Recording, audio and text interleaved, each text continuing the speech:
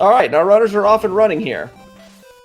So both of them remember to hold down as they started the game. That means that no 15.2 second losses off. And we're going to start with a ball of fire this time around. The first time around, we started with a ball of water right off, or no, it was a ball of wind right off the bat. This time we're starting with a ball of fire. And a sword of fire. Okay, well, now they have a choice to make. They can either go straight to Cordell Plains, or they can head over to Portoa and get an item from the Queen. And we're seeing a deviation right off the bat. Dragondarch is opting to go straight over towards Cordell Plains. He's going to go through the cave here and blow his way right through the ice wall that's at the back of this cave. And Gozen, I'm not sure what Gozen's doing. Uh-oh. I don't know what Gozen was doing there. I mean, despite the fact that he had another little hardware issue, his flashcard is acting. Something is going on with his hardware tonight. That is really unfortunate.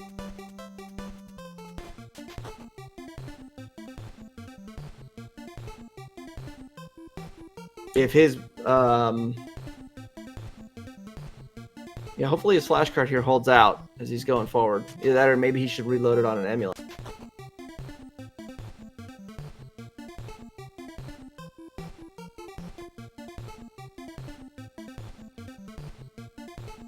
Dragondarch, meanwhile, having made his way over to Cordell Plains, he's gonna go and check what item he's got here at the spot across.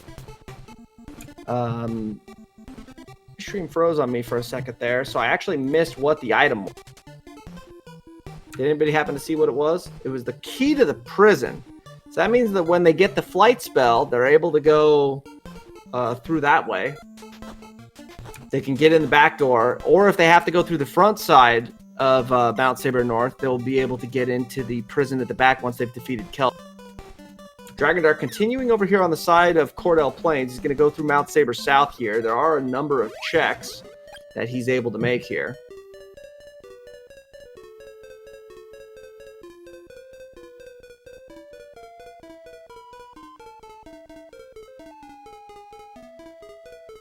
So people are asking if there's any recent strats that have found in this game. There's actually been a number of strats that have just been found in this game here recently. In fact, Gozen's trying to do one of them right now, even though it's not going to avail him anything special.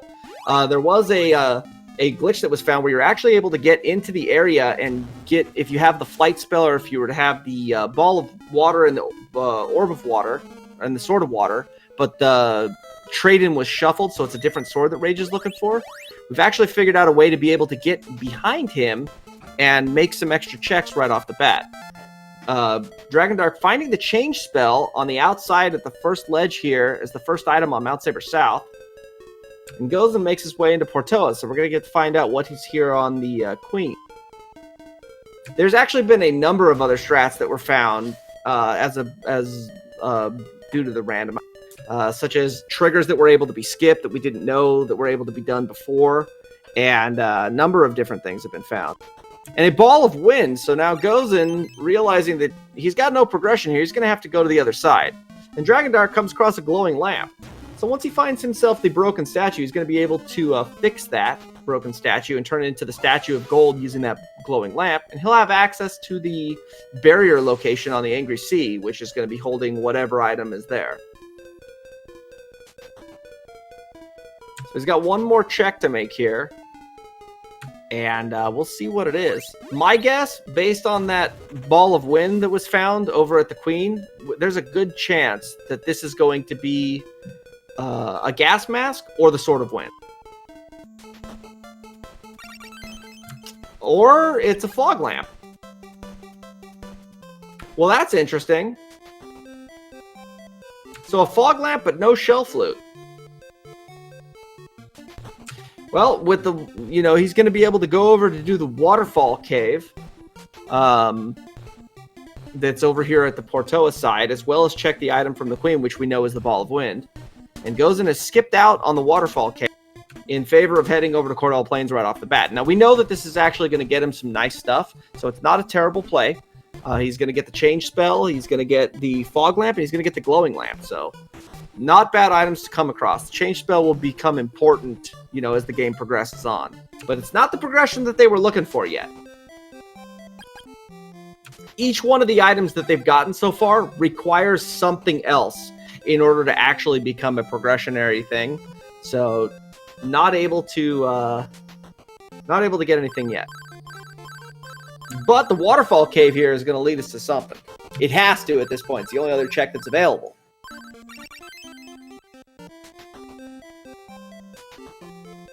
Gozen, meanwhile, eating about 6 mana drain orbs to the face. That's going to leave him without an EMP.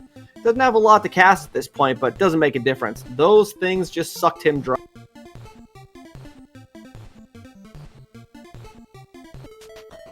Dragondarch making his way into the waterfall cave here.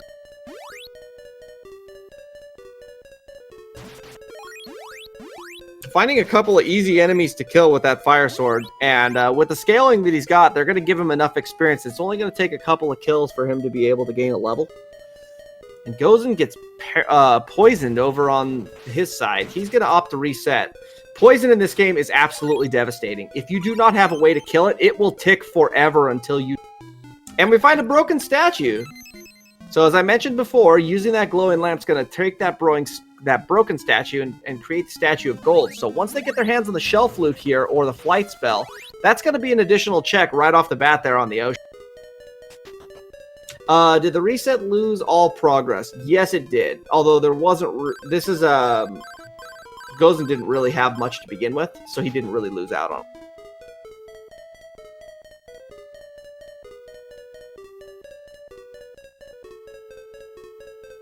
The Dragondarch making his way through the waterfall cave here, using the statue glitch again to get past those statues.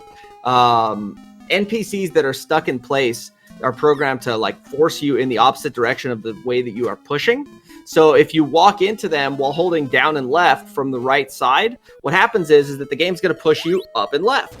So you get pushed in the opposite direction. Therefore, they're able to actually glitch through those guards and get into places that you would normally require something special to be able to get past. And that is our first mimic. There are 12 total mimics in the game here. And these guys had mentioned before they're looking for a mimic percent. That would mean that they would find all 12 mimics in the seed. Now, in the last race, they were actually well on their way. They were 20 minutes in. They already had 5 mimics. So they were well on their way in the last. Gozen hoping he's got enough medical herbs here to get him all the way through the mountain. Now, if he takes a bop off of these giant hitbox Medusas, that's going to reduce his chances of being able to get all the way through here. That poison is going to keep ticking away, as I mentioned. He's going to be poisoned all the way through this mountain.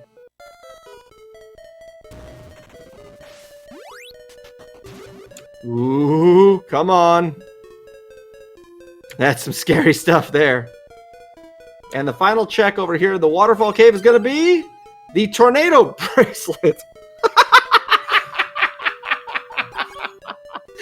Okay, so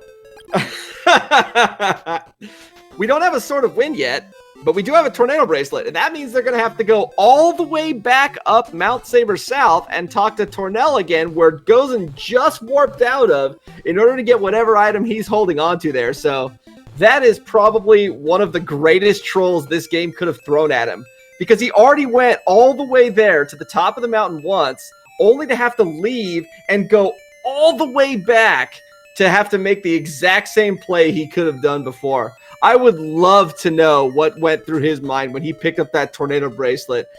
Here, let me give you a little bit. It was probably something along the lines of, oh. Technically, it was not a required double dip, because if he had gone to the waterfall cave right off the bat, then he would have gotten that ball of wind and the tornado bracelet from the queen and the waterfall cave before he came here, and it would not have been a forced double dip at that point. So yeah, you know they're not particularly happy about having to make this double dip here. Now, the way that they routed it, it is a forced double dip. Question in chat about, does the rando make the combat easier or harder? So what the randomizer does is the randomizer scales the monsters up with that number that you see down there to the right, at the bottom right corner, next to where their level is. So that number is going to increase from 0 all the way up to 47, and it's going to increase every time that they pick up a key item or a unique item. And as a result of that, the monsters actually start at a very low level in power, and every single monster in the game is going to continually get stronger as you go through the seed. And this is going to ensure that no matter what part of the game that you're in at any given time, due to the fact that this is now a non-linear game instead of a linear game, that the monsters are going to be consistently dangerous no matter what part of the game you're in. And that's one of the things that's happened here when you take a linear game where the game exponentially scales up and instead becomes a non-linear game where you're bouncing all over the map. So he gets a pair of rabbit boots. So the rabbit boots in the base game normally just allow you to jump. But we've added an additional effect that allows you to charge your sword while moving at full speed while you have the rabbit boots, as well as still be able to jump. So those rabbit boots are going to get them an additional check here on Mount Saber South. They're in the vanilla game. The tornado bracelet location is actually up a slope that you have to jump, and they're still going to have to make that play here. And those rabbit boots are actually kind of welcome because it's going to be a much faster method of charging, you know, until they were to find some other item that they want. Gozen taking a death, and Dragondarch opting to do a little bit of grinding here. This room's got 2 enemies that are very easy to kill, especially if they group themselves up like they are. So he's going to go ahead and opt to gain a couple of quick levels here.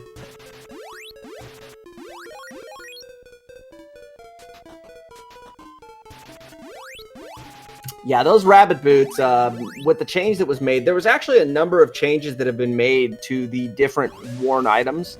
Some of them have been buffed, some of them have been nerfed, and some of them have just had changes made to them. And the idea is that almost every single one of the items is useful at any given time. Some of them are still going to have, you know, more obvious power than the others. There's always going to be a best, but in most cases, the items have enough use that when you pick one up, you don't just throw it aside immediately. So they all have different uses. Okay, so that's actually really unfortunate what's going on over on Dragondarch's side. So the way that these slopes work is that there's a counter that I believe it's every 16 frames ticks down. And it starts at your base move speed, and every 16 frames, it actually reduces your move speed slightly to the point where it puts your move speed into the negative and sends you back down the slope. So if you're unlucky and you happen to be on a bad cycle, then you get a tick immediately as soon as you touch the slope, and you're not able to get all the way up there. And that's what we saw over on Dragondarch's side, where he wasn't able to get up that slope. This cave sucks. These black knights that you see here with the flails, they're only vulnerable to the Sword of Thunder, which they don't have yet, and they're extremely dangerous. So this cave is not what they want to see. And the Shell Flute. So we're going to see a quick Wild Warp on out of here. That's going to give him ocean access at this point. So we're going to see him go right back over to Portoa, and Dragondarch is going to make his play here at the ocean. Having that glowing lamp is also going to provide him access with Swan, and because they have the change spell, that's going to get him over into the Goa area right off the bat. So that is a lot of progression. Asking if I rolled the seed, I did roll this seed. Yes, K-Fal, I did roll this seed.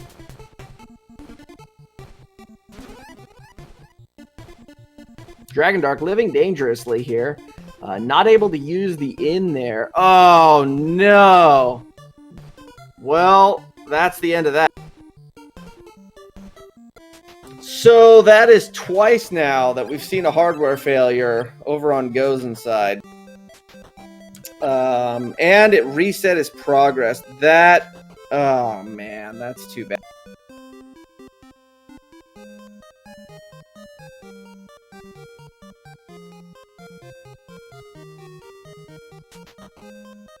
Is that a software bug? No, that is not a software bug. This is actually a flashcard issue that he's having with his particular hardware.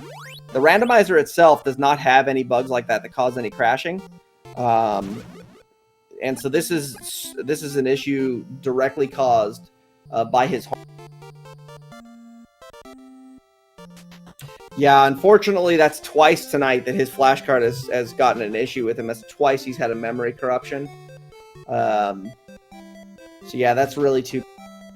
Well, it looks like we didn't get the race we were hoping for tonight. We are going to have a victor here. Official tournament ruling is going to be a forfeit on Gozen's side, and Dragondarch will be the winner of this round. It's unfortunate, but, you know, there's not a lot we're able to do to do this. Now, we'll see if Dragondarch wants to finish this out. If he wants to finish the run, we'll at least get to see the rest of the seed.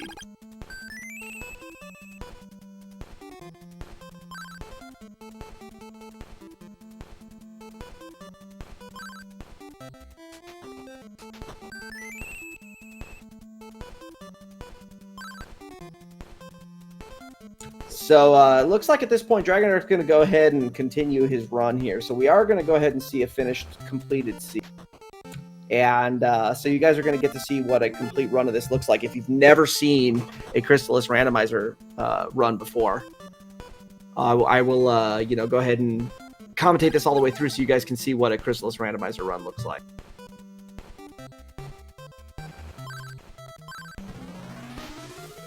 So using the statue of gold there on the shrine is going to get him the gas mask here, which is normally at the barrier location there, but it's also going to provide them with the access to the town of Swan here. And because he has the change spell, Dragondarch's going to be able to go over onto the Goa side, like I mentioned before. Because he has the gas mask there, that's going to give him access to the poison swamp, and he'll be able to, you know, make a couple of checks over on that side. He does not have the telepathy spell yet. So, unless he got it and I missed it. Oh, he did get telepathy. Okay. So he's missing the teleport spell, which is necessary for him to be able to get over into Mount Saber. But the telepathy spell will give him full access to the swamp area, because now he's going to be able to save the child there, which gives him 2 checks, as well as get an additional check from Stomp. The Dragondarch going to hit the Goa warp point here, and he's going to go ahead and head right on over into the swamp. So that'll be 3 checks he's able to make here in pretty short order. It looks like he's probably going to save that extra pair of warp boots he has so that he can use a glitch over from Stomp. Although he might not, because he's not going to be able to easily get back to the other side of the map. He doesn't have a lot of money at this point. And he won't be able to buy anything at the inn in Leaf, because he's already triggered the kidnapping of the townspeople there. So it would be, if he used the warp boots there to use the glitch on Stom, he wouldn't be getting back anytime soon. It's going to depend on what happens over here on the Oak side. We'll have to see if he can even get access to anything there. So talking to the mom here in the town, telepathy spell is required to converse with the people in Oak. And because they actually don't speak normal language, you actually have to talk with them, you know, directly through your mind. And this little kid here has wandered away from home, and our hero here is going to take him all the way back. So the kid runs home, and then he's going to go inside, and he's going to be rewarded from the Oak Mom. She's going to give him a magic ring. Then he's going to run all the way up here to where the Elder is, and the Elder's going to reward him with another item. Oh, the speed boots. Okay, so the speed boots are a new item that was created for the randomizer. So in the base game, there is an item called the leather boots. And what the leather boots do is provide you with immunity to damaging tiles, such as like spikes or swamps on the ground. However, that's really almost entirely useless in the base game. And that is due in large part to the fact that you can jump over those tiles and really not take any damage. Goes in here. Looks like he's just going to go ahead and do a little bit of playing here. But he keeps having problems in similar areas. Dragondarch is going to go ahead and opt to do this the vanilla way. So he's going to go up against Stom here. He's going to let Stom punch him out of the hut a couple of times. And so because of that, what happens is each time that you fight Stom, he gets less aggressive and easier to push back. Dragondarch's going to go ahead and try to fight him on the 3rd time here. That, you know, that can be tough because Stom can just decide, I'm just going to keep mashing back at you and you are not going to push me to the... But he was able to get a pretty decent pattern, and he's rewarded with the flight spell. So the flight spell is humongous. For starters, it basically invalidates the Sword of Water. Because the Sword of Water builds bridges over water, and now that he has the flight spell, he can actually just fly directly over any of these rivers and the ocean, and he can fly over whirlpools, and there's all kinds of different things that he can fly over. So he has a very large amount of the map as his playground at this point. Furthermore, because of that, it's going to provide him with a ton of checks that he's going to be able to do with ease. Okay? So the flight spell was blocking the Sword of Water, which is normally required to get there because you need the Sword of Water to be able to even get access to any of that stuff. So he's gonna wild warp back to town here. He's gonna head back over into and talk to Rage. Now that he has the Sword of Water, Rage will give him an item, and with that flight spell, he's gonna be able to activate the back side of the tree here, which is gonna get him 2 more checks. Question in chat about being able to glitch himself into Rage. Without the flight spell, you can't actually get into the tree to be able to trigger the additional 2 checks. So Gozen glitching himself into Rage was just showing off a trick, which actually doesn't provide him with any kind of, progression whatsoever because he did not have the flight spell. Dragondarch, meanwhile, buying a pair of warp boots here. He's going to go back into the palace. And the queen, but he forgot to grab a medical herb for the dolphin. So the queen turns out to be one of the 4 wise men, Asina. And she's going to reward him with an item, and she's going to give him a hint for what he already knows was at the whirlpool spot there. But he does need to farm a little bit of cash because he has to have a medical herb in order to heal the dolphin, for the dolphin to give him whatever his item is. Now, strangely, the dolphin must have gotten sick of him riding on his back. Because, he was fine a couple of minutes ago. I can't imagine what happened to him. Maybe he got so sick of people riding on his back. Someone in chat mentioning about Dragon booking it. Well, Dragon's booking it because he has the speed boots on, which increase his movement speed. I didn't actually get to finish talking about what the speed boots do earlier. So the leather boots protect you from the damaging terrain, which, as I mentioned, is not particularly useful. So we opted to change them into the speed boots. And so what they do is they increase your movement speed, which is something that is not in the base game. You never get... There's nothing that increases your move speed like the speed boots do here in the randomizer. A couple of easy zombies here. Dragondarch going to go ahead and gain its level. He's also pretty short on cash. But he does have the change spell here, so changing it to Stom. And he's able to get the item from the rabbit there. And the rabbit rewards him with the Flute of Lime, which is going to provide him with an additional check within the waterfall cave that they have already cleared. Almost full.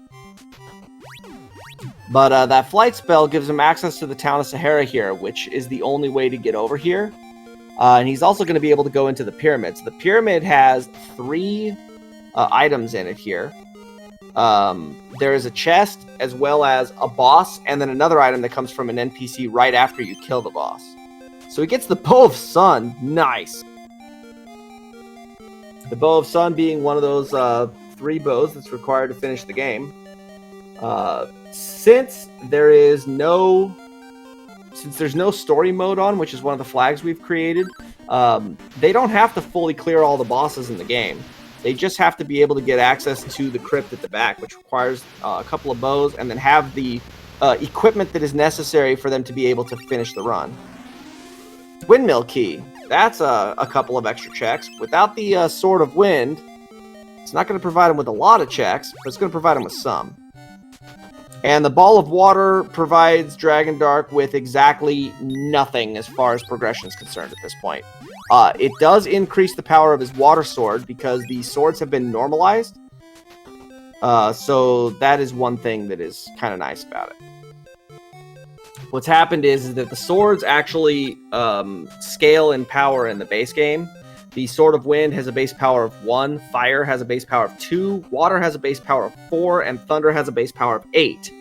However, due to the fact that, you know, you're going to get these swords in a, you know, relatively random order here with the randomizer, we've opted to normalize them. So all swords have a base power of 2. When you pick up the ball, that is doubled to get you to a base power of 4.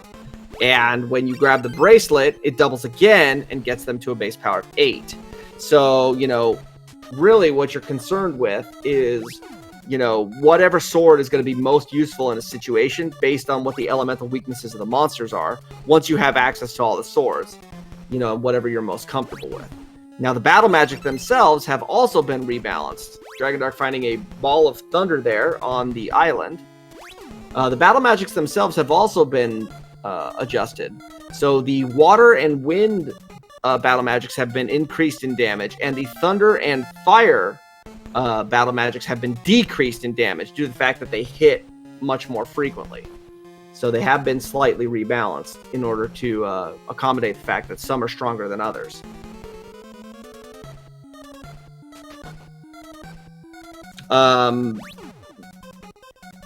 Yes, a ton of thought has been put into this randomizer, and we continue to, you know, alter and adjust it, you know, as we come up with new things and new ideas and new flags. But essentially the idea is that everything has to be relative and everything has to be, you know, on a level playing field, so that as the game progresses, it continues to linearly progress as opposed to exponentially progress as it did in the base game. And that's simply due to, again, the fact that you're taking a linear game and changing it into a non-linear. Dragondarch using that flight spell to get into the backside of Goa here. Going into the basement, he's going to be able to use his flight spell to get past these statues to fight Carmine once he has the Sword of Thunder, or if he's able to find the barrier spell. But there are 5 chests that he has access to here in the basement, so he's going to utilize all that time and all those checks to quickly get that. And he comes across the Sword of Wind. So the Sword of Wind is nice due to the fact that he already has the Tornado Bracelet, so that means that that is a fully powered sword at this point.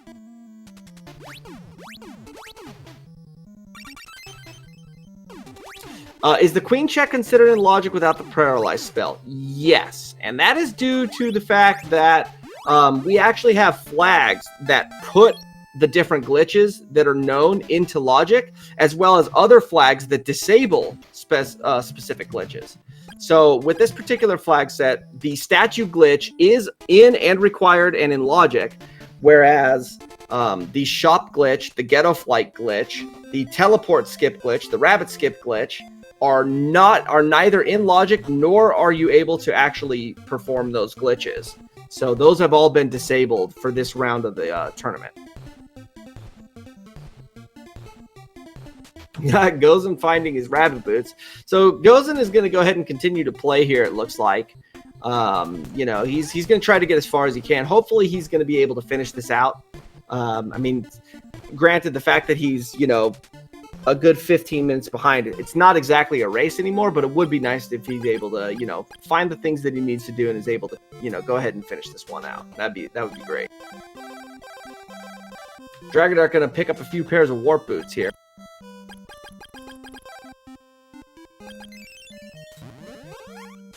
And he's going to head back over to Oak. So he picked up the insect flute there, I noticed, down in the basement of Goa. So he's going to go ahead and kill this boss here. So the giant insect requires the insect flute to be able to trigger, and it is going to give him an additional check. And he does, you know, he does have a lot of things open now that he has that Sword of Wind. But this insect flute is one that's a pretty quick check that he can get out of the way.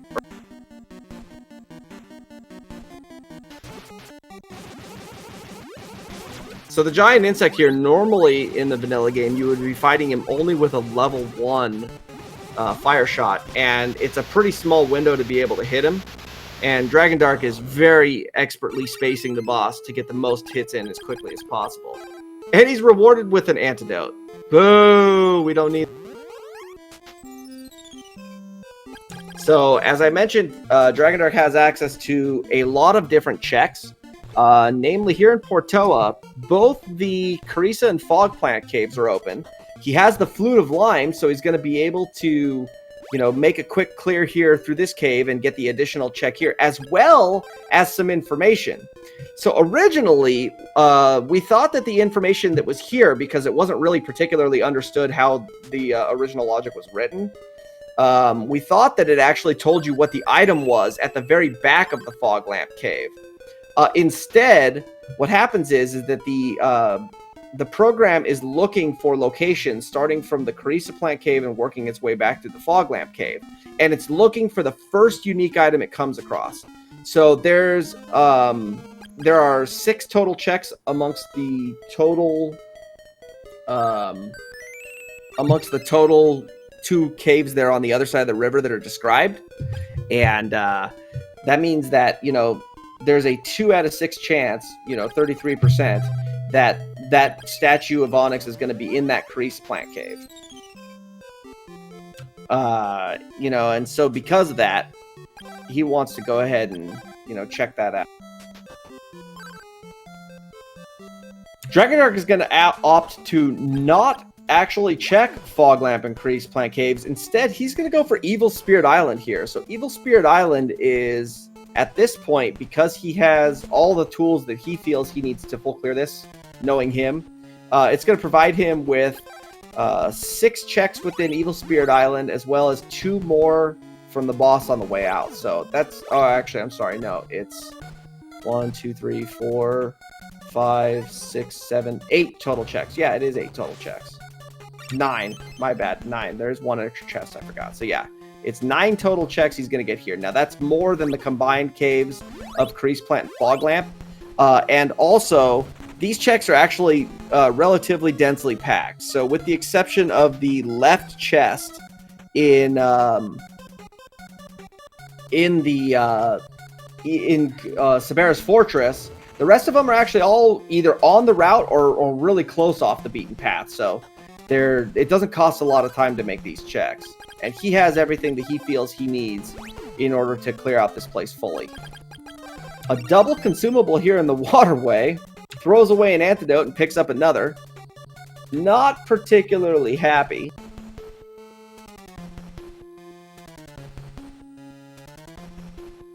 Gozen, meanwhile, doing his best to, you know, make up the lost ground. Finally, you know, he got his dolphin, so he was on the ocean there we saw for a moment. But he's missing some items here.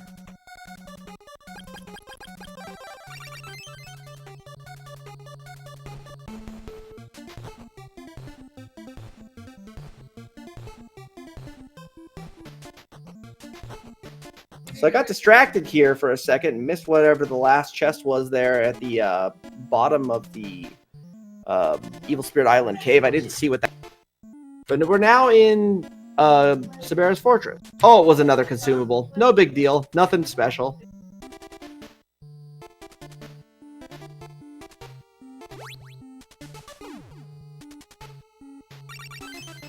And the power ring.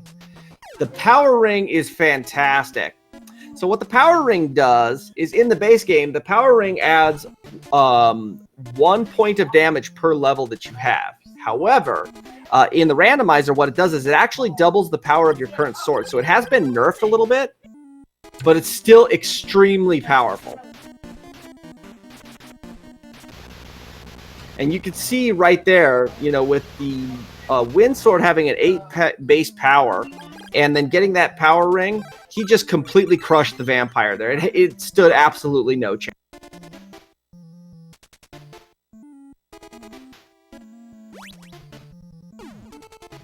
Dragondarch gonna fly over the elevator here. He's gonna make his first check over on the right side, which is a mimic. We did it. We found a mimic. 35 minutes in and only 2 mimics. This is the exact opposite of the last seed, where it was 18 minutes in and we had 5 mimics. So unless we start getting really lucky with mimics, may not be seeing mimic percent. So having access to that power ring and the fire sword level 2, we're going to see Sabera go down pretty quick. Dragondarch is very confident in his skills with fighting bosses in this game. So even though he does not have the He does not have the bracelet, which is actually the logical requirement for this. He has no problem killing this boss.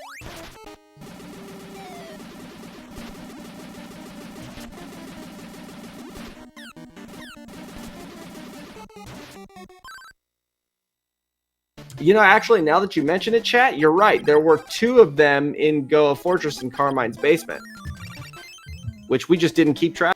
So I think we're at 4 mimics at this point. Getting a consumable there off of Sabera. Let's see what Clark's got. It's got a mirrored shield. Not progression. Not bad, though. So at this point, we're going to see a Carissa and Fogplant Cave play. Oh, but there's also the windmill key. So, no, actually, we may see that play instead. You know, seeing that statue of Onyx, Dragondarch is going, if that's the first one, it's only 1 item, and it could be in 1 of 6 locations. He's probably not feeling particularly good about heading over to Carissa and Fogplant Cave when there's other locations with a lot of checks. So, you know, seeing a statue of Onyx, not a great thing. If he had seen a bow, for example, he'd already be clearing that place out immediately. Or maybe Sword of Thunder or something of that nature. But seeing a statue of Onyx, that's not a particularly exciting, unique item. It's only 1 check.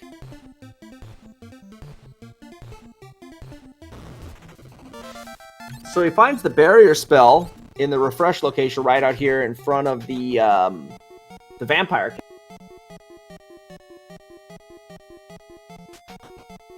And he's got, he's going to be able to full clear the cave here, so he's going to have another 6 checks here inside of this cave, so we're going to get to see what else we got here. And we come across some flail guys. Nobody likes flail guys. Flail guys are mean. Flail guys do a ton of damage, and there's quite a few of them here in this hallway. Oh, hey, animatrix slime. How about that? Making a little appearance here all over this cave. Now those slimes in the vanilla speedrun are super trolls because they move completely randomly and they poison you with a high chance to poison. Hey, look at that, a psycho armor. Well, that's probably going to be the armor we're going to see Dragondarch using for the majority of the game, if not the entire game. And the teleport spell. So at this point, that puts Mount Saber North into logic, which is really nice, because he can full clear that as well, and it's fully in logic. Iron Necklace, probably not something he's particularly excited to see. That just doubles the armor value of the current armor that you're wearing. And the Sword of Thunder. Bye-bye! So now we're going to get a teleport over to Shiren. And we're rewarded with a medical herb. But the nice thing is, he does have all 4 swords and the balls for all of them, so basically the entire seed is open to him at this point. He has access to almost everywhere. There's a couple of one-off locations he doesn't have access to, but he basically can clear almost the entire. But he's going to opt to finish clearing the vampire cave first. I can't say I blame him for this. This is a couple of quick checks. And should have no problems here, you know, knocking out the vampire and then grabbing the last chest that he's missed. It's right around the corner, so no big deal. Alarm flute. That is 2 more checks.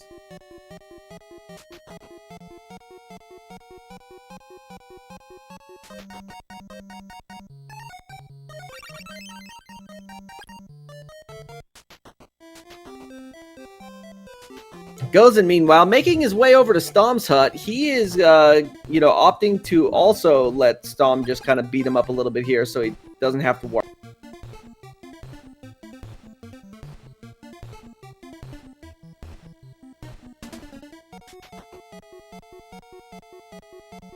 So Dragondarch going to go ahead and use his alarm flute here to get his first check off of the sleeping windmill guard. And it's a consumable.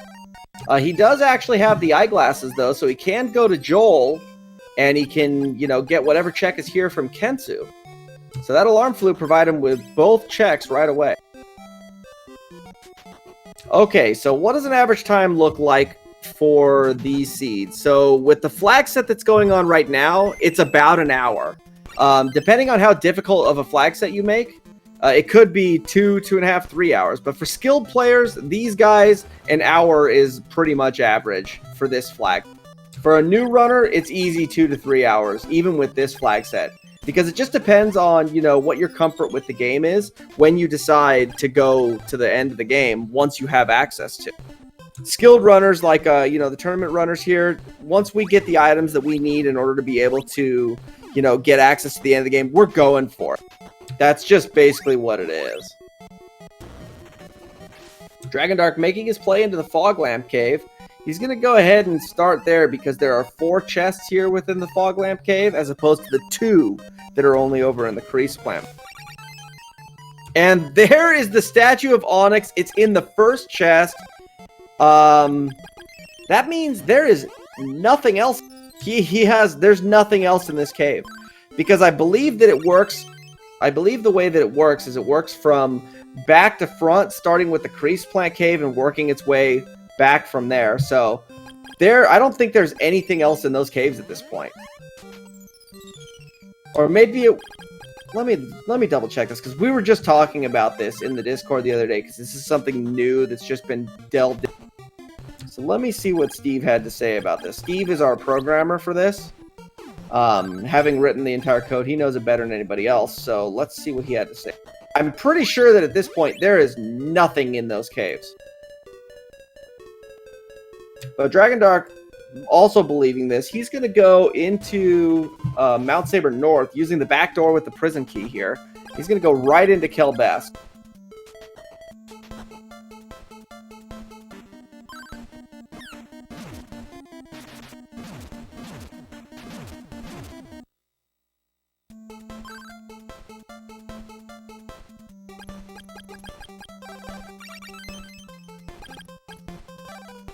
Okay.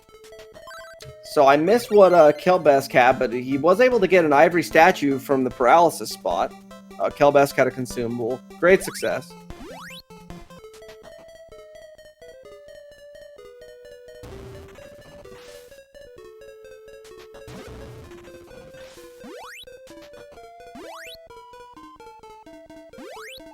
Oh, and that's a mimic.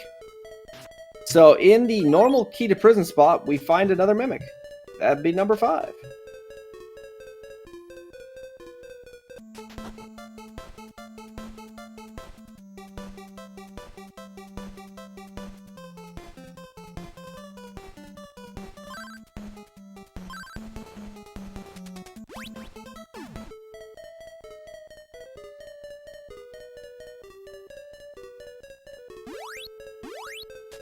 Okay, so Dragondarch, meanwhile, making his way through Mount Saber South. Let's check in the first chest here. There's another chest that's right in the middle of it.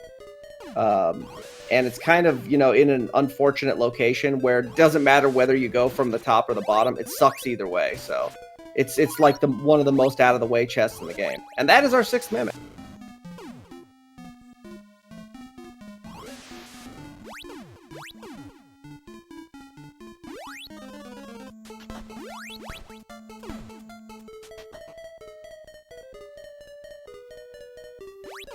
Okay, so as I'm looking at the way that hint works, I just double-checked it to figure it out. So it has an ordered list of locations. It starts with the back of the Crystalis Cave first, and then goes into the Fog Lamp, and it goes from entrance to exit.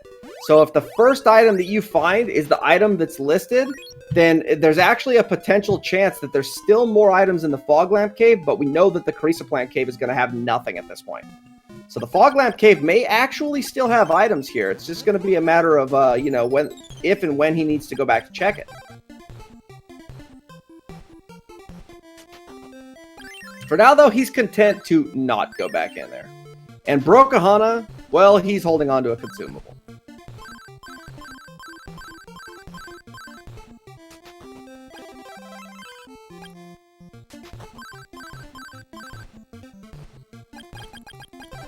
So I'm not entirely sure why this guard hasn't moved out from in front of there. Because Shyren's been accessed, they already have the Sword of Thunder, and they got the item from Zebu. So at this point, they should have satisfied all the conditions that are necessary to be able to get those guards out of the way. I'm not sure why they haven't moved. So he had to statue glitch through those guards just to be able to use the inn. I mean, that's a vanilla interaction. It's just a vanilla, you know, whatever the base game tells those guards to go away from is what the randomizer tells them to go away from as well. So we're not really... But heading here into Goa Fortress, there's going to be a kind of a semi-boss rush here. So you get the refights against all of the generals that you would have normally faced beforehand. That means Kelbesk, Sabera, and Mado will all make their second appearance in the game, as well as Carmine, who's hanging out at the back. And because the ivory statue was already located, this is going to be a full clear of Goa, you know, from start to finish at this point. Question from chat, is player level just HP and MP? No. Every level that you gain also increases your damage by 1 and your defense by 1. And while that doesn't sound like a lot, each one of those things is big when it comes to, you know, reducing the damage or increasing your damage output, especially when it comes to breaking through defense, because none of those values are particularly high in this game. So asking about how the damage formula is. So it's the sword level, the damage from the sword, plus the player's level, and then if you have the power ring, it adds the same damage to the sword again. So when fighting that boss right there, it was actually doing 8 damage for the sword, plus 8 damage for the power ring, plus 9 damage for the level. So he was actually taking 23 damage per hit, minus whatever Kelbesk 2's defense was.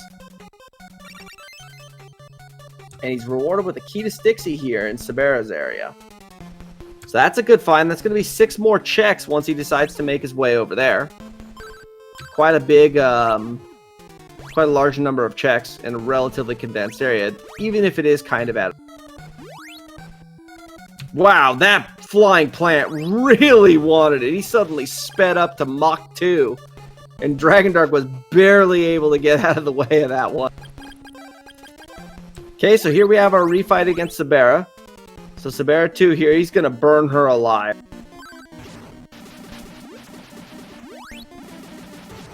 No, I believe that was a consumable, or no? Not a mimic.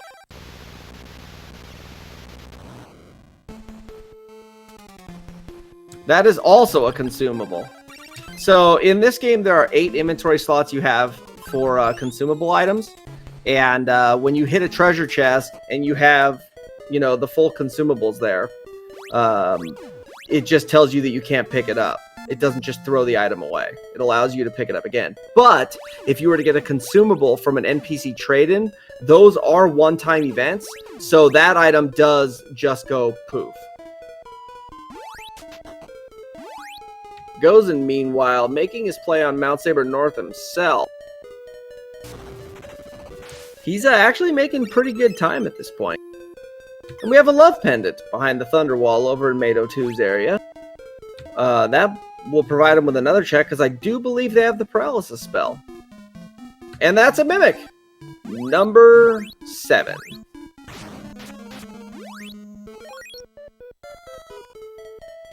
As I mentioned before, Dragon, you know, being a dragon, is very greedy with his treasure. He's sitting on almost 5k gold at this point. That's a lot. And the Bow of Truth. Great success. All we need to do now is find the Bow of Moon, and we're in go mode. And with the current equipment setup that Dragondarch has, once he finds that bow, he's going straight for it. He's not going to stop for anything else.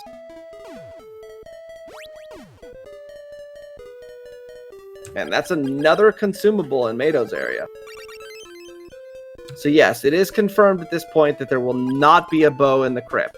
The crypt requires both the Bow of Sun and the Bow of Moon to have access to, and we have already found the Bow of Truth. I agree, he will probably grind another level or 2, but as far as, you know, making checks, those are not happening. But he is going to go ahead and kill Mado here. Let's see if he makes a visit and talks to our buddy Stom. And he does. Hi, Stom! Bye, Stom! Dragondarch making sure that our buddy Stom there did actually, in fact, die during the Shiren Massacre. And he's not just faking it and sleeping like everybody else is. Poor Stom there actually did bite the dust. Mado here just flattened him. So Dragondarch, this is an analogic play because he does not have the Bracelet of Water. Normally, under normal circumstances, you don't want to fight Mado without the bracelet. However, you know, Mado 1 moves slow enough that it's not really a problem. It's Mado 2 that you have to worry about because, you know, he's a jerk. The worst boss in the game by far.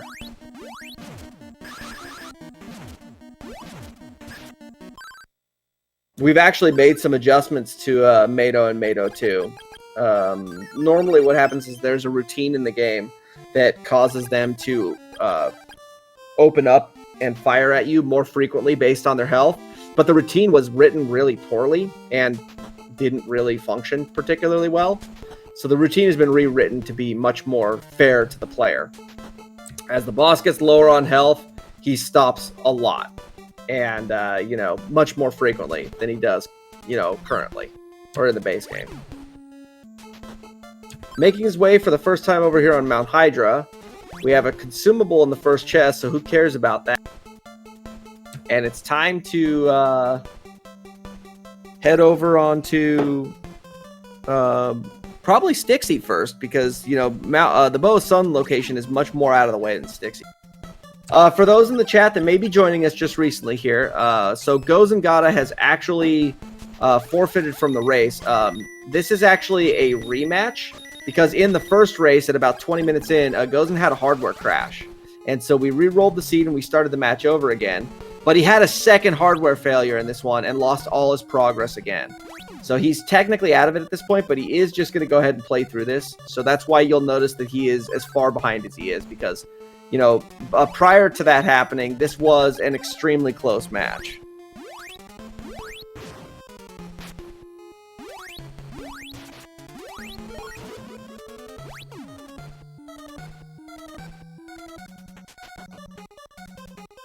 A lot of nothing here in the Cave of Styxy. Oh yeah, Gozen is actually going to check more of the Fog Lamp Cave here, so we're going to actually get to see whether or not there was anything else in here. Oh, the Storm Bracelet. Well, I don't think we're going to see Dragondarch go back for that, so there was another unique item in here beyond that statue of Onyx. So we're probably not going to see him going back for that one. And there's also a Mimic. That is 8 total Mimics, and that's another consumable there over in Styxy. So Styxy so far has had nothing but Mimics and consumables. And it's all Mimics and consumables. A complete waste of time this cave was. That's awesome. That's actually awesome. There were 2 Mimics in Styxy. I don't think I have ever seen the Cave of Styxy there be a complete waste like that before. That was pretty awesome. Gozen's gonna make the final check here in the Fog Lamp Cave.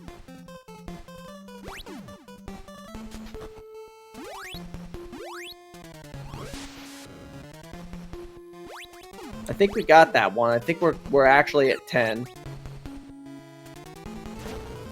Dragondarch gonna make his way through the Bow of Sun cave at this point. He's gonna check the ledge chest first. Rather than dealing with the flail guys, let's just paralyze them and move on.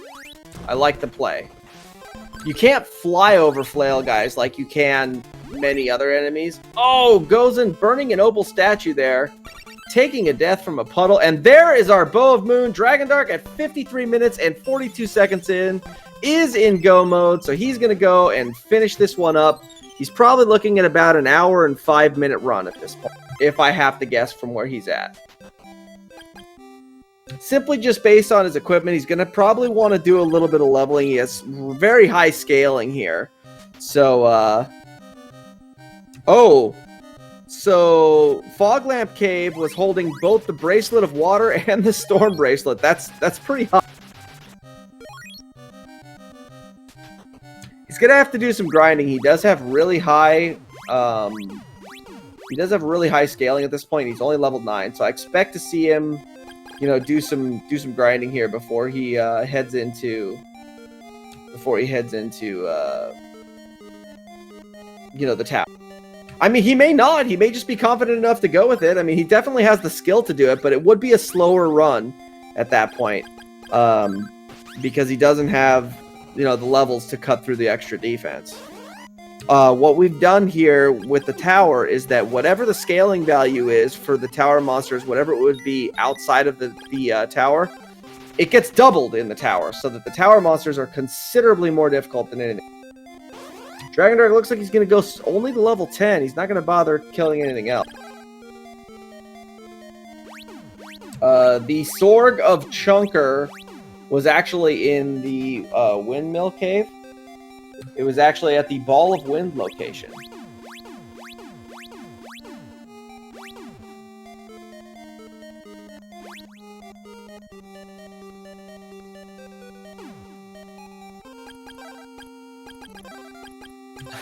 Well, we knew the Crystalis plant had 2 consumables because, you know, the logic, having known that the first chest in the Fog Lamp Cave had the item that was called out, because of the way that that hint is written, it was guaranteed that there was nothing that was going to... Okay, so Dragondarch going to immediately take a hit off of the wings here. He wants to make sure that he gets his position set so that both his X and his Y position are either both even or both odd. And this can be achieved by either standing on a specific spot within the room or taking 1 hit from the boss. So he goes for taking 1 hit right at the beginning by pinging off of the wings. And it's going to make very short work here of... Dragon. He actually gave him a really solid pattern there. So yeah, we might, it's probably a off chance, but there is definitely a chance that he could end up here with a sub-hour run. I'm still gonna put my it's gonna depend on what the tower monsters do.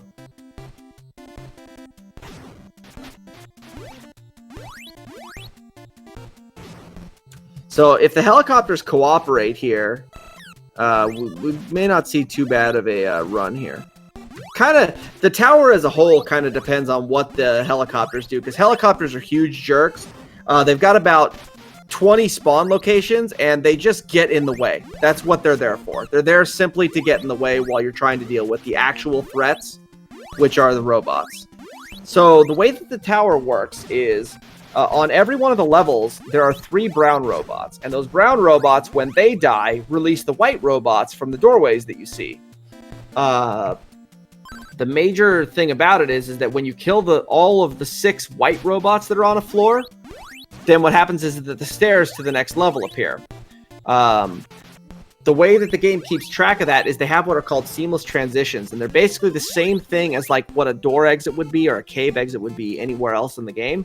However, they don't actually transition you. They're triggered to despawn everything in the previous area and begin to spawn everything in the next area.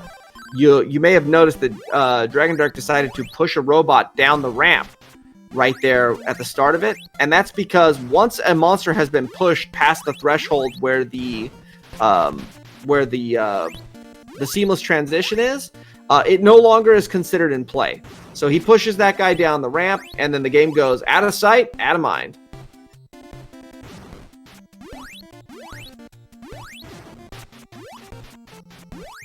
So you know, he's actually having no problems here with the tower. His current level with scaling and the power ring, these monsters have they're going down pretty. So he's on to the 3rd floor here. The 2nd floor was a 3-door floor. The 3rd floor is a 2-door floor. So each one of the doors here is going to release 3 white robots.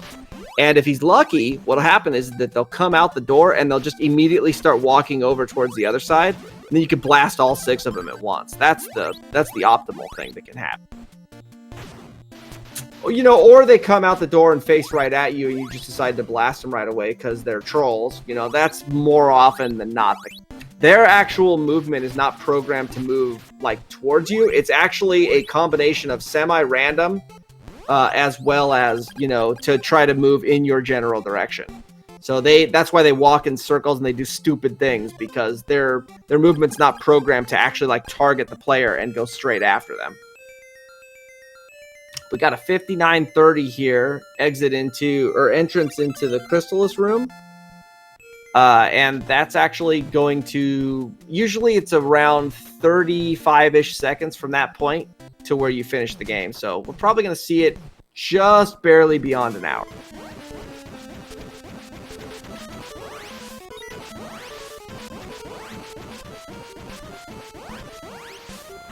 Looks like Dinah here is giving a relatively,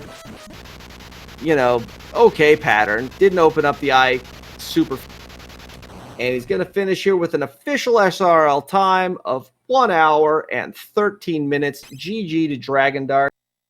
Let's get him in here. Let's get Gozen in here. Unfortunately, to Gozen, with the hardware issues, it's an unfortunate, set of circumstances. But, it is what it is. And, he was a good sport about it. We basically did, everything that we could to try to, make this as fair as possible of a race.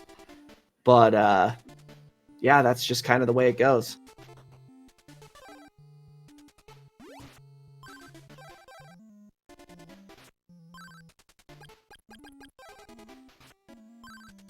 So let's see if we can get Dragondarch in here. Oh, he is in the call. Dragondarch, GG to you, sir. Thanks. I mean, it's kind of unfortunate, the circumstances that happened here today. You were going to win whether you finished or not. But, you did make relatively short work of that seed. You did end up with a lot of checks, all things considered. Yeah, and then, the last half of it was just all consumables. Yeah, how about that Stixie key? I know, right? I was laughing about that. Is that 6 consumables? No, it was 2. It was 2 mimics and 4 consumables. It was the most ridiculous Stixie cave I have ever. I've never seen a Stixie cave before that has absolutely nothing in it. Oh, by the way, so here's something I had to mention for you. You got the hint for our good friends there at the Flute of Lime spot, and they told you that the statue of Onyx was the first. And when you walked into the fog lamp cave, that was the first thing that you saw. So you immediately bailed. Okay, so what happened there was that because that was the first unique item that was found, it meant that the Carissa plant cave, which are the first 2 checks, had nothing in it. But the cave checks front to back, as Steve had mentioned the other day. Yeah. So there were actually other items in the fog lamp cave. The fog lamp cave, Gozen went through it, and he found both the storm bracelet and the blizzard bracelet in the fog lamp cave. Well, I'm glad I didn't dig that out. Yeah, they weren't necessary, but yeah, so that statue of Onyx being the first item in there, the first unique item that you found, told you that there was nothing in Carissa Plant Cave, which you didn't bother to go to, and Gozen did confirm that there were 2 consumables inside of the Carissa Plant Cave, because I don't think he got the hint. And if he did, I don't think he understands how it works. To be honest, the reason why I bailed wasn't because I found the statue of Onyx. It was because I kept getting bodied by that moth on the way to it. And I just bailed so I didn't lose the statue of Onyx. And I'm like, I can go back later. Something else I'd like to mention. I actually don't remember if it was this seed. I think it was actually the last seed. It was the one where or was it this seed that you started with fire? This seed we started with fire. Okay, so this is the one that you opted to go straight to Cordell Plains at the beginning. Yep. Instead of going over to Portoa. So you fully cleared out all of Cordell Plains. You fully cleared out Mount Saber South, went all the way up to the top of the mountain, got the item there, then went over to Portoa, and then immediately find the Ball of Wind and the Tornado Bracelet, only to have to go all the way back up the mountain again to get the item from Tornell, which turned out back down the mountain to get the other item. The chat actually was making fun of me because when I saw you find that tornado bracelet, I actually started just maniacally laughing for a minute because that is a beautiful play on the game's part there to have thrown that one at you guys. That was fantastic. That was a great laugh. That was beautiful. Yeah, this seed was it threw some interesting, fun stuff at you guys. It was, you know, honest to God, in the first race before Gozen's hardware crashed, you guys were one key item apart, with him actually being slightly ahead of you, because he actually played out a logic and dug out Stixie in that seed and got him 2 extra checks. So he was actually playing slightly ahead of you in that seed. And then his hardware failed. And then in this one, right off the bat, the plays that you were making put you ahead, and then his hardware crashed. So, you had control of this one pretty much from the get-go. Yeah, like I said, it's kind of unfortunate what happened, but Gozen's still going at it. He was giving it his all, but that's kind of just what it was. It's not a great feeling to win a match that way. I know you're an extremely competitive guy, and so it doesn't feel great, but hey, you got the win. It puts you at 3-1. It should give you a really strong position here in the brackets coming up next week. Or not next week, right after the first of the year, when the brackets. They better not be next week. No, it's actually going to end up being after AGDQ is when the first set of matches are going to happen. Yeah. Because I know that I know you're going to be there, and I know there's probably going to be others that are going to go to AGDQ. I believe Demarine is going at least. Yeah. So that's 2 of our runners right off the bat, and so there's no reason to schedule matches during that time. It'll allow a lot of people to be able to to get practice in, because the flag set's going to change considerably in the next one. I know. I have to write a new tracker for it.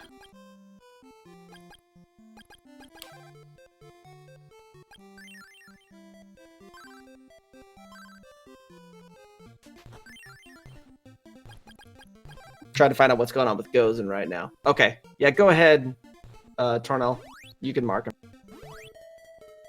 I mean, he said in IRC that he couldn't get the tornado bracelet, and that was required progression. Yeah.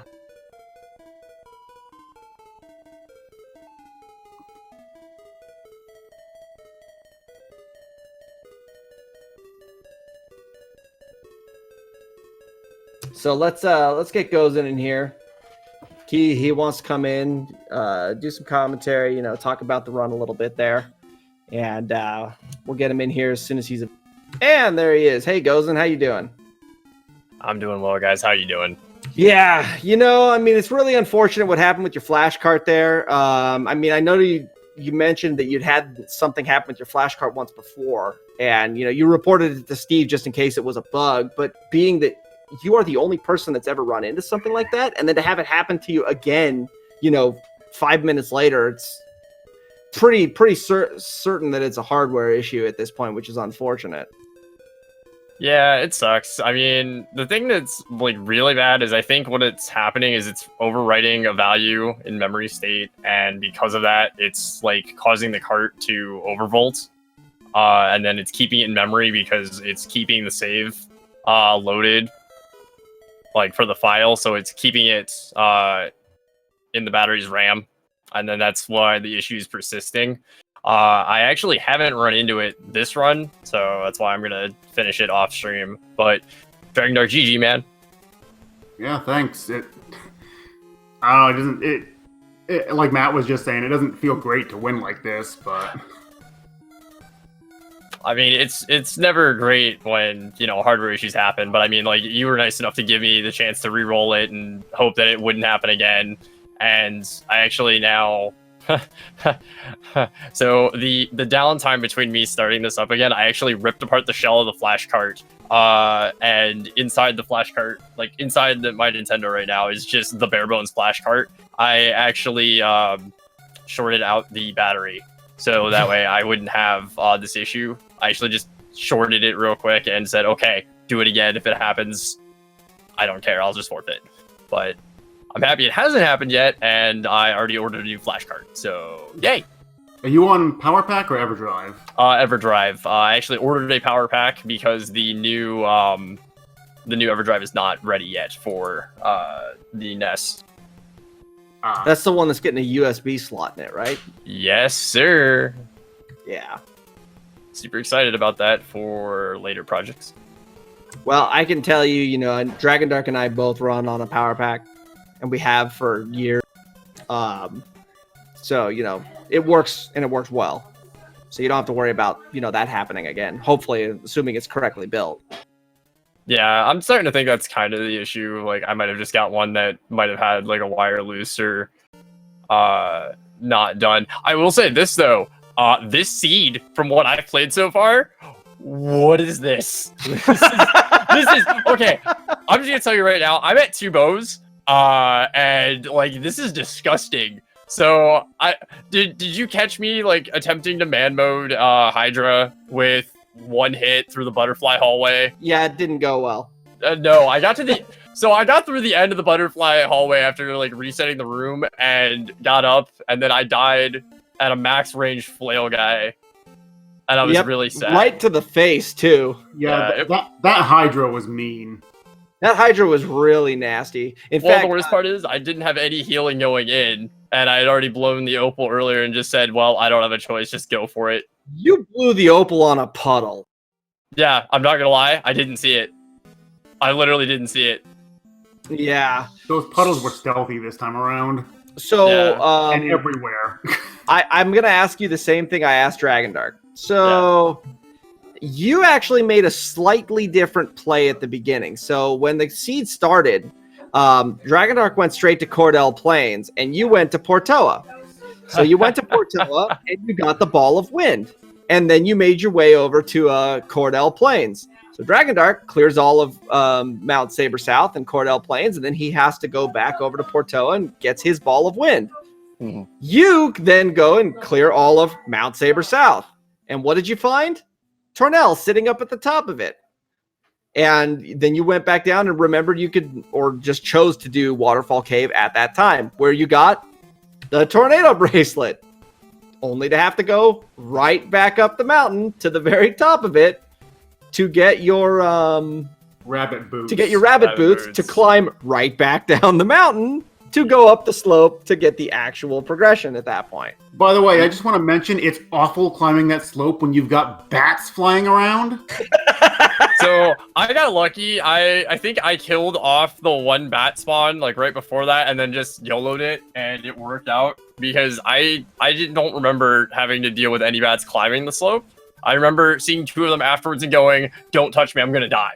So Dragondarch not only had to deal with the bats, but the big old fat mud man also made his way slip in there up the slope. He decided to climb it as well. It was like, hey, I'll show you how this is done. Because Dragondarch actually the first time got the really unlucky cycle and ended up getting to the very top of it and slipping all the way back down. And then at that point, the bats had like completely coalesced on his location and they were swarming him. There's like 3 of them that were all over him. Yeah, that slope was not fun. And then I get inside, and it's like, oh, there's flail guys in here.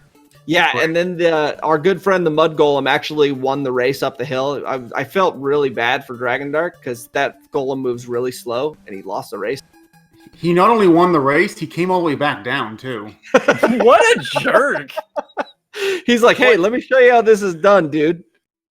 Like, not only did he beat you, but he lapped you. Like, that's just a jerk move entirely. You got Mario Karted.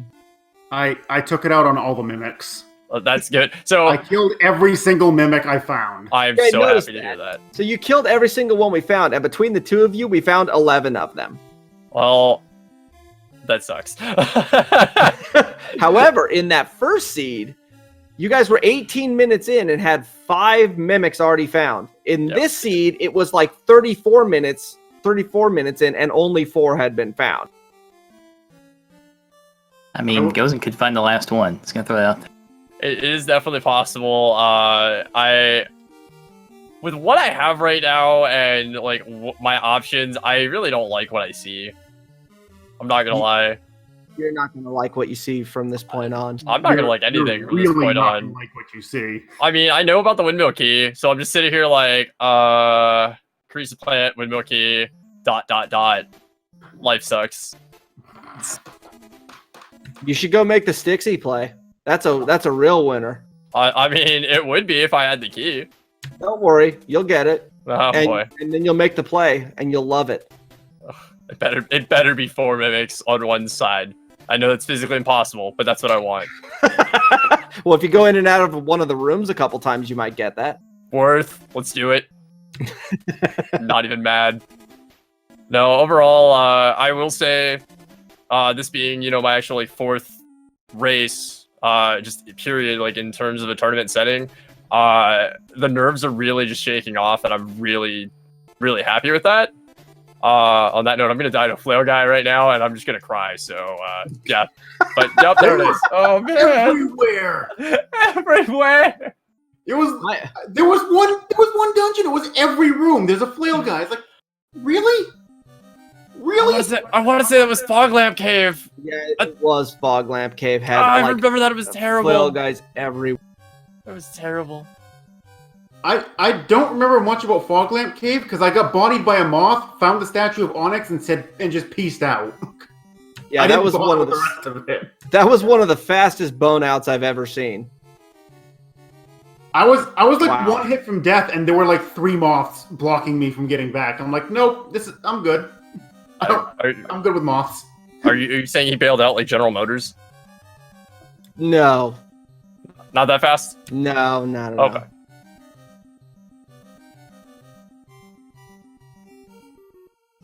Well, GG to both of you. It's going to be interesting to see how the seeding shakes out here in the brackets once we finish this roundup. Gozen, you will be 2-2, which is going to put you somewhere in the middle of the bracket. Dragondarch being 3-1 is going to put him up somewhere near the top of the bracket. And this is the first match of our, final set of the Swiss format here. So we do have 5 more matches coming up here. There is another one on Friday. That is between myself and Sho Fukamachi. And that'll be at, I believe it's 9 o'clock Eastern, Friday night. So don't miss that one. That one should be a lot of fun.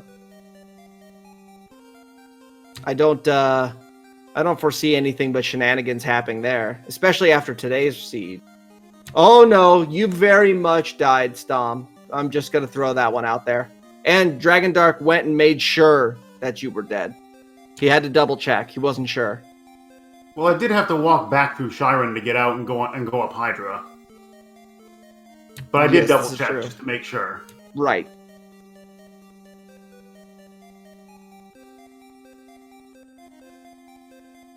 All right. Well, at this point, if there's nothing else, anything else anybody else would like to add for this run? Alrighty then. On behalf of our 2 runners, Gozengatta and Dragondarch, I am Matrick, and thank you for being with us today on this episode of the Crystalis Randomizer Tournament, and keep on the lookout for more of these races, and we'll see you guys later this week with another exciting... Have a great one.